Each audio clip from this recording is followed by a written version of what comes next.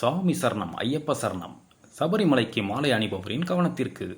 கார்த்திகை மாதத்தில் நம்முடைய உடல் மற்றும் உள்ளத்தின் இயக்கம் சீராக இருக்கும். எனவே இம்மாதத்தின் முதல் நாள் அன்று தர்ம சாஸ்தாவாகிய ஐயப்பனுக்கு மாலை அணிந்து விரதம் மேற்கொள்ளப்படுகிறது. சபரிமலையில் அருள் புரியும் ஐயப்பனின் மாதம் கார்த்திகை. கார்த்திகை மாதம் மாலை அணிந்து மார்கழியில், அதாவது 48 நாட்கள் விரதமிருந்து ஐயப்பன் சன்னதிக்கு பக்தர்கள் செல்கின்றனர். எவ்வாறு மாலை அணிய வேண்டும்? கார்த்திகை மாதம் முதல் தேதியன்று மாலை அணிய வேண்டும். அன்று நாள் கிழமை ஏதும் பார்க்க வேண்டியதில்லை. அல்லது சபரிமலைக்கு செல்லும் தினத்திற்கு முன் 41 நாட்கள் விரதம் கடைபிடிக்கும்படியாக நல்ல நாள் பார்த்து மாலை அணிய வேண்டும். சபரிமலைக்கு மாலை அணிய விரும்புவர்கள் ஒரு மண்டலம் 48 நாட்கள் விரதம் கடைபிடிக்க வேண்டும். விரதத்தை தொடங்குவதற்கு முன் 54 அல்லது 108 மணிகள் உள்ள துளசி மணி மாலை அல்லது ருத்ராஜ மாலை ஏதேனும் ஒன்றை ஒரு கோவிலில் குருசாமியின் திருக்கரங்களால் அணிந்து கொள்ள வேண்டும். குருசுவாமி இல்லாத பட்சத்தில் கோவிலுக்கு சென்று அர்ச்சகரை குருவாக ஏற்று மாலை அணிந்து கொள்ளலாம். அல்லது வீட்டிலேயே பூஜை செய்து தாயின் கரத்தால் மாலை அணிந்து கொள்ளலாம். மாலை அணிந்த பக்தர்கள் ஐயப்பமார்கள் என்றே அழைக்கப்படுவார்கள். மாலை அணிந்த பின் என்ன செய்ய வேண்டும்? மாலை அணிந்த பின் கடுமையான பிரம்மச்சரிய விரதத்தை கடைபிடிக்க வேண்டும். விரத நாட்களில் புற தூய்மை மிகவும் அவசியம்.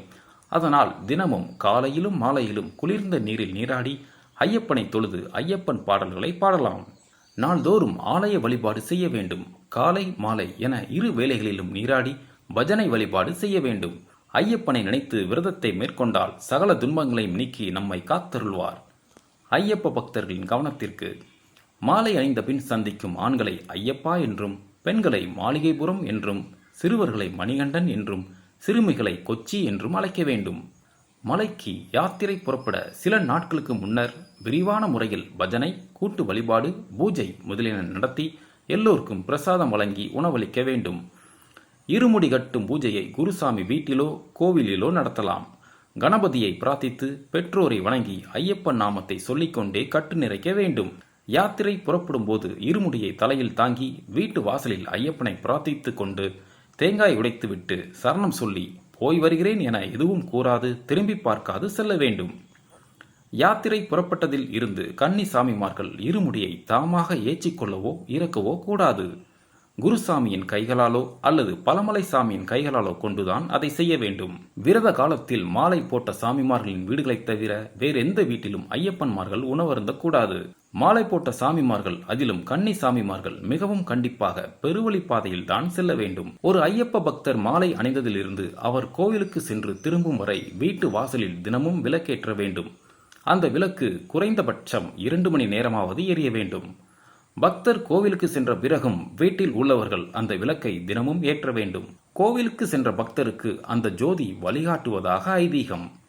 வீட்டில் உள்ளவர்கள் தினமும் காலை மாலை வீட்டில் விளக்கேற்றி ஐயப்பனுக்கு பால், பழம், நெய்வேத்தியம் வைத்து 108 சரணம் கூறி வணங்க வேண்டும். யாத்திரை முடிந்ததும் பிரசாதங்களை ஏந்தி வந்து வீட்டு வாசலில் தேங்காய் உடைத்துவிட்டு வீட்டிற்குள் சென்று பூஜை அறையில் பூஜை செய்து கற்பூர ஆராத்தி காட்டி இருமுடி அரிசியை பொங்கி எல்லோருக்கும் கொடுக்க வேண்டும். யாத்திரை இனிய முறையில் நிறைவுற்ற பின் குருநாதர் அல்லது தாயார் மூலம் மாலை கலற்றும் போது அவர்கள் சொல்லும் மந்திரத்தை கூறி மாலை கலற்றி சந்தனத்தில் நனைத்து ஐயப்பன் திருவுருவ படத்திற்கு முன்னால் வைத்துவிட்டு தீபாதரனை காட்டி விரதம் முடிக்க வேண்டும். ஐயப்பனை தரிசிக்க 18 படிகளில் தான் ஏறி செல்ல வேண்டும். தலையில் இருமுடி கட்டுடன் படியின் வலதுபுறம் தேங்காய் உடைத்து ஏற வேண்டும்.